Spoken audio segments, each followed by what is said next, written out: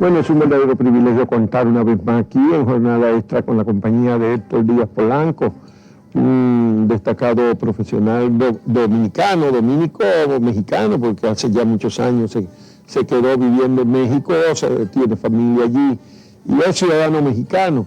Aparte de seguir siendo profesor universitario y miembro distinguido del Sistema Nacional de Investigaciones de México, que ha producido más de una veintena de obras propias y ha estado en coautoría con otras decenas, tal vez 60, 70 libros diferentes donde aparecen trabajos de él.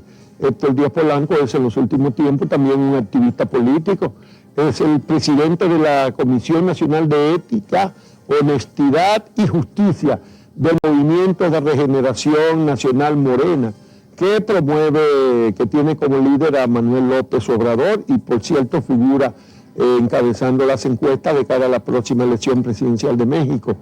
Hay mucho de qué hablar con Héctor, pero bueno, primero vamos a pasar revista a sus últimos dos libros. El Jardín de las Identidades, que ganó un premio latinoamericano recientemente, y El Nacimiento de la Antropología. Héctor, como algunos de ustedes saben, fue originalmente doctor en Derecho aquí, estudió Sociología en España y en México, Antropología en México, y bueno, ejerce la investigación científica y la docencia en esos ámbitos, especializado en problemas de identidad, de indigenismo, de cultura indígena latinoamericana. Estos libros, ¿qué es lo que significan? Sí, el libro El Jardín de las Identidades es una especie de compilación, una visión global sobre esta problemática de las identidades, de los grupos étnicos, etcétera. De lo que se trata es de entender cuál es la dinámica de la identidad en la época contemporánea. Recibió el premio Libertador al pensamiento crítico, que algunos dicen que es como una especie de Nobel de la izquierda, porque es el premio de izquierda más importante de América Latina, no solo por el monto, sino por el prestigio de quienes los han alcanzado, porque es un premio que fue otorgado al discípulo de Lucas Mazzaro, que lo ganó Dussel, Enrique Dussel, Gatilio Borón, Marta Harnecker, sí. Personalidades muy importantes. Así que es un honor entrar en este premio. Es un libro que va a servir para debatir los problemas de la diversidad, no solo en América Latina, sino en el mundo. Ya sabemos que lo que atraviesa hoy el mundo, no solo América Latina, es ese cauda de conflictos por la diversidad, por las diferencias culturales, que ha dado origen incluso a expresiones un poco patológicas o abiertamente patológicas de fundamentalismos en algunas regiones del mundo. Así que es un tema polémico. Y el segundo libro es un libro que intenta resolver los problemas que tienen que ver con la filosofía de la historia, ¿no? Por eso concluye con un capítulo en donde se discute la filosofía de la historia, digamos, del más polémico de los pensadores de las ciencias sociales, que es sin duda alguna Carlos Marx. Y allí lo que se plantea es que, a diferencia de lo que sí plantean sus seguidores, no hay tales leyes filosóficas universales para determinar el sentido de la historia, que la historia la hacemos los sujetos sociales y que no hay leyes predeterminadas. No hay manera de predeterminar la historia, sino a partir de la acción de los sujetos. Esta es la gran tesis de ese segundo libro, que por supuesto también será polémico. Lo que no hay es fin de la historia, sí. Como dijo aquel norteamericano japonés, ¿verdad? Sí. Fukuyama. Sí. Pero no hay final de la historia. Así es. Hay crisis de las ideologías, eso sí. Bueno, siempre hay crisis de las ideologías porque es su naturaleza confrontarse. Lo que se agrega a esto de que no hay fin de la historia es que tampoco hay ni principio predeterminado, es decir, no hay ninguna razón para que el capitalismo se hubiera desarrollado, ni tampoco hay razón para pensar que el capitalismo tiene un término predeterminado. El que ese término se logre dependerá de la acción de los sujetos. Es un poco flexibilizar la visión de... Pero lo que sí está claro que ahí el capitalismo del siglo XXI entró en crisis, y dura crisis en los años 2007-2008. Sí. Y que no ha podido salir de esa crisis, sacudiendo muchos cimientos, incluso del estado de bienestar en Europa. Así es. Y en América Latina dio origen a un ciclo de transformaciones que inició más o menos con el siglo y que ahora Está el ciclo al revés ahora. Una situación, digamos, de crisis de crecimiento, por llamarlo así. Hay una discusión, un debate muy fuerte en América Latina entre los pensadores, uno que están sosteniendo lo que llaman el fin de ciclo de transformación, y otros que pensamos, en mi caso, que sí, que hay una fase de crisis, pero es solo una fase y no el fin del ciclo, y que vendrán nuevas transformaciones. Yo creo que no solo no terminará el proceso, sino que superará la crisis, sino que la mejor prueba de que no estamos en fin de ciclo es el hecho de que se incorporarán nuevos países a los procesos de transformaciones en los próximos años, en las próximas décadas. Bueno, Héctor, pero mientras tanto en México tú estás ahora metido en la política. Sí. ¿Cómo es eso? Que ese salto de la academia a la política, tú nunca pudiste separar esas dos cosas, ¿verdad? Tú no eres de los intelectuales que piensan que pueden vivir en como en un mundo en estanque.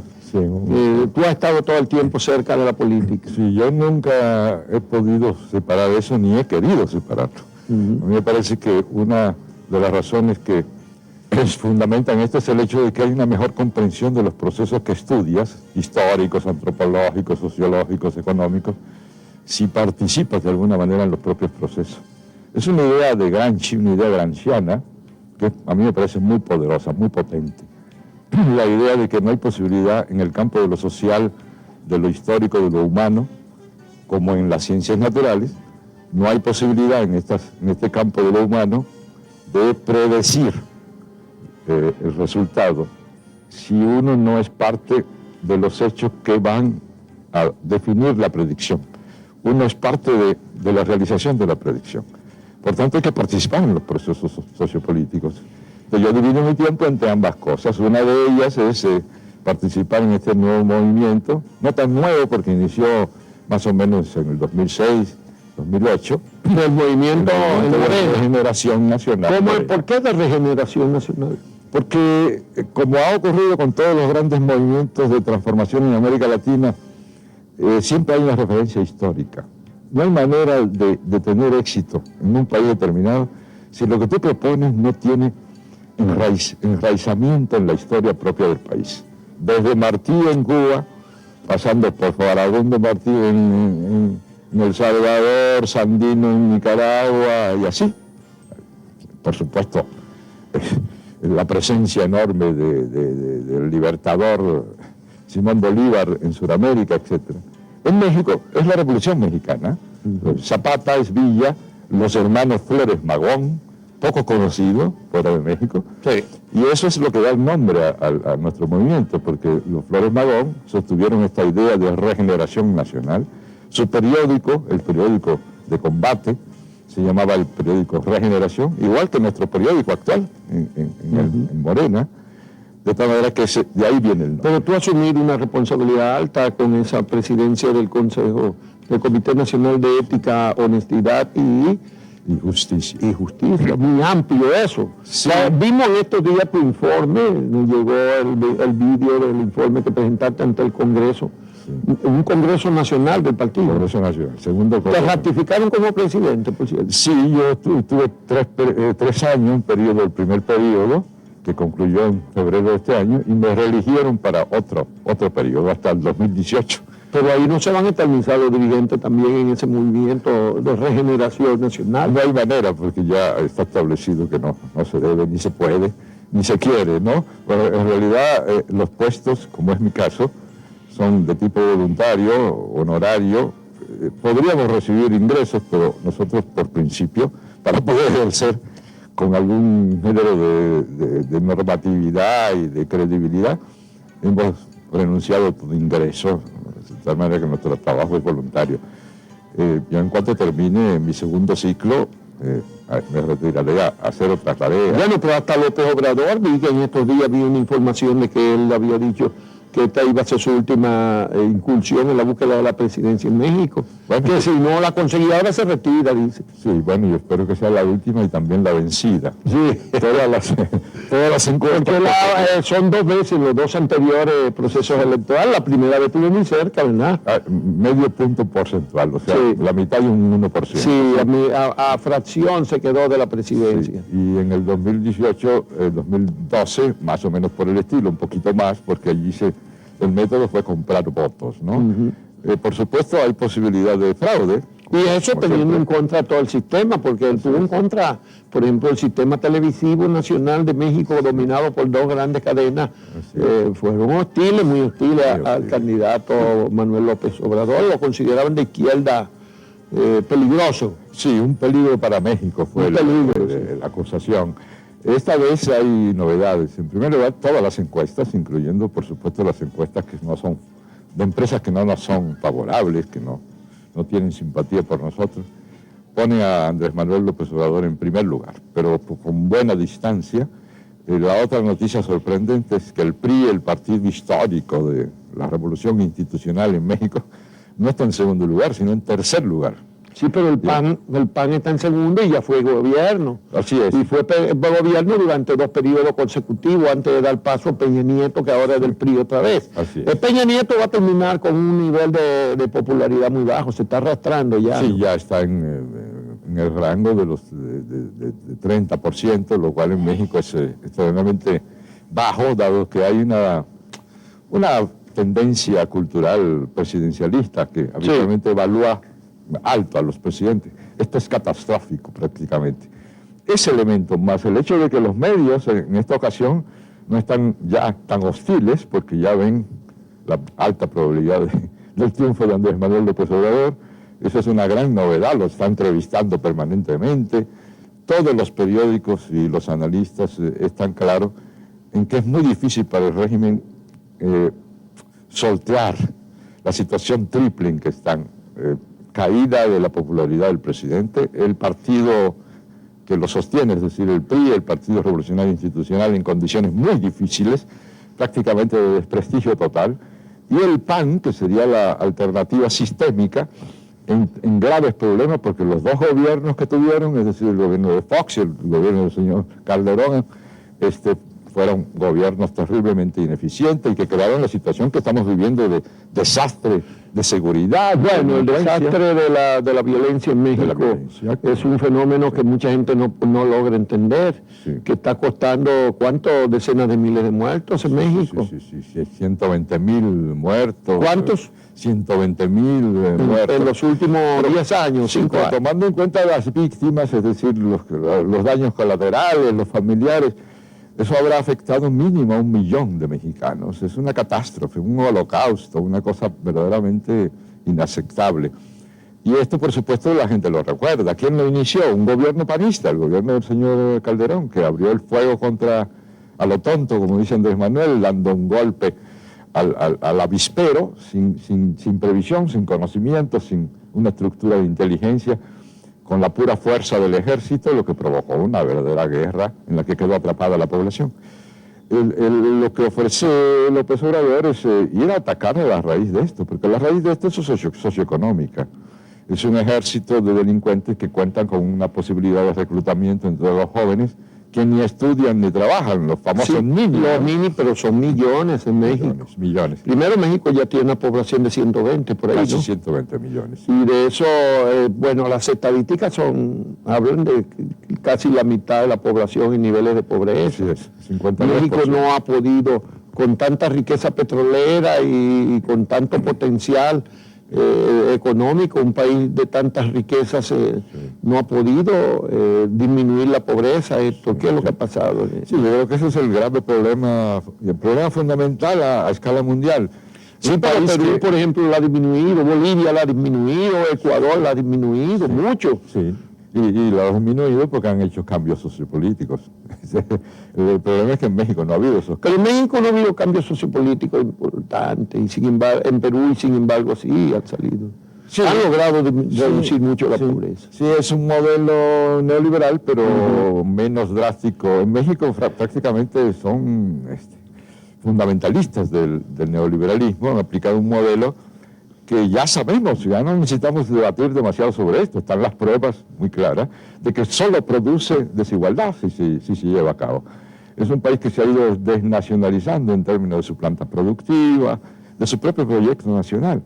Y esto ha ido aumentando sistemáticamente la escala de la pobreza, hasta alcanzar más de la mitad de la población. Es una verdadera tragedia y el problema no se puede resolver sin un cambio de modelo.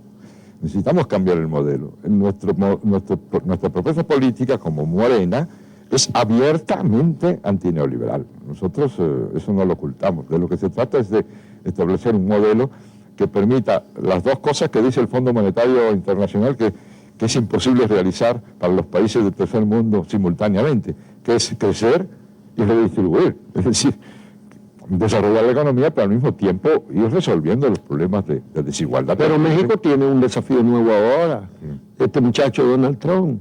Sí, pero yo creo que se exagera en términos de lo que él puede hacer. Bueno, yo dije que cuando él ganó, yo dije que yo apostaba que no iba a hacer ningún muro.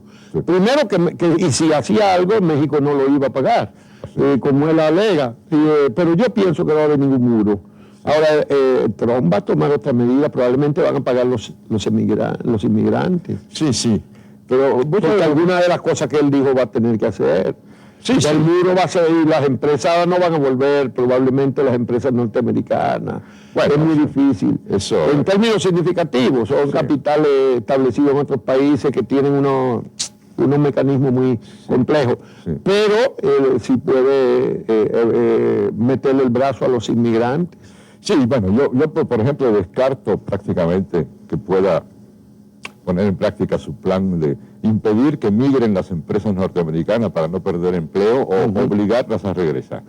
Porque eso reducir la migración es posible, pero obligar a regresar es más difícil. Sí, y además las propias empresas, no es una cuestión de voluntad, es una cuestión del propio sistema.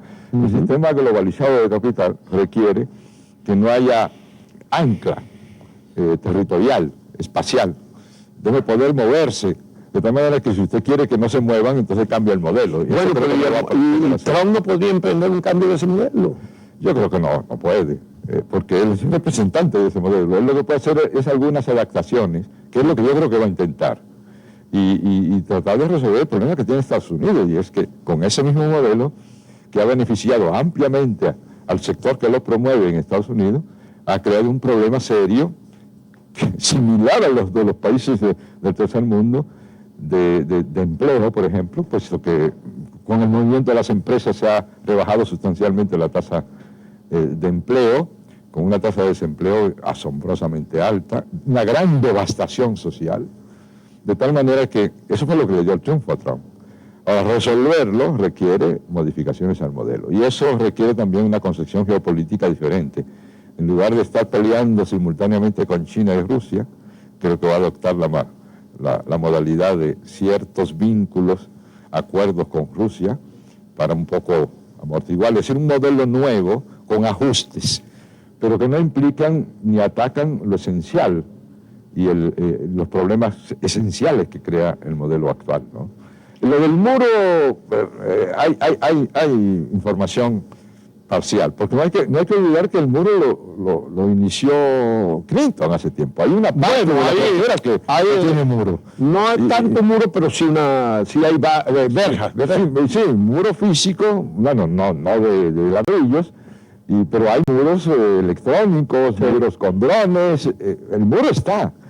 Pero suponiendo que se hiciera por completo el muro de sí, es para que puedan ni escalarlo. Sí, bueno, pues aumentará la rama de producción de túneles. Sí, se aumenta porque hay túneles por debajo de la frontera. Ha habido. Es imposible detener el movimiento, entre otras cosas porque lo requiere la economía norteamericana. No. Pero eso es un drama, que es el mismo drama europeo, con cientos de miles de africanos tocando la puerta cada mes. Sí. Porque es casi cada mes que están llegando 150.000 a la puerta de Europa y muchos de ellos no pueden, pero otros se mueren en el intento. Así es una gran tragedia que no es ni en la frontera México-Estados Unidos, abarca Europa y prácticamente todas las regiones del mundo. Pues porque el modelo permite el movimiento de los capitales, pero no permite el movimiento de las personas. Y por supuesto las personas tienen que moverse. No solo los capitales, se globalizó las comunicaciones también. Así es. ¿Y de qué manera? Así es. La tecnología lo ha hecho, realmente materializó la aldea global que predijo en los 60 Marshall McLuhan. Así es una... Pero falta ver cómo va ese mundo. Sí. Bueno, y allá tú, mientras tanto, pues en la política mexicana quiere impulsar esos cambios para enfrentar una situación de muchas incertidumbres. Sí. Nosotros estamos concentradísimos en eso. Mi tarea en particular es el de cuidar uno de los pilares de nuestro movimiento. Ese pilar es el pilar ético. Ahí no damos nosotros ningún tipo de concesiones, no permitimos ningún tipo de desviación. Y la tarea de mi comisión, que es una comisión nacional, es de estar atento a cualquier desviación, mínima, ¿eh? Podemos tener un ejemplo, por ejemplo, reciente, de un personaje, un diputado nuestro, que estuvo en una rueda de prensa, en una reunión con periodistas, en lo que allá se llama chayote, que es la corrupción a los periodistas. Sí. Y una de la payola, estaba dando dinero el hecho de que él no se parara y repudiara eso, hizo que ya nosotros, antes de salir yo para el viaje acá, le abriéramos un proceso de oficio. No vamos a permitir ni siquiera eso. Ah, de oficio, ustedes actúan de oficio. De oficio, porque no podemos permitir que... ¿Ya han expulsado ustedes, miembros dirigentes o algún diputado, alguna gente? En este año hemos expulsado por lo menos 4 o 5 diputados, hemos... gobernadores o alcaldes. Hemos suspendido presidentes de entidades federativas, por ejemplo en el Estado de México, el estado más grande del país, hemos suspendido, hemos expulsado, es decir, no hay límite, y esa es la condición en la que nosotros estamos dirigiendo esta comisión. Es decir, a nosotros no nos pueden poner límites, tenemos que aplicar el estatuto, y ese es el fuerte de la organización. Bueno, pues se nos acabó el tiempo de conversar con Héctor Díaz Polanco, que ha estado de visita aquí, estuvo para las fiestas navideñas en el país. Te agradecemos mucho esta oportunidad de compartir con nuestros televidentes de Jornada Extra tus últimas aventuras, vamos a llamarle así, no son tan aventuras, sino tus realidades allá en México, el México lindo y querido de mucha gente, de mucha gracias, Juan Bolívar. Un honor estar acá. A Héctor, muchas gracias.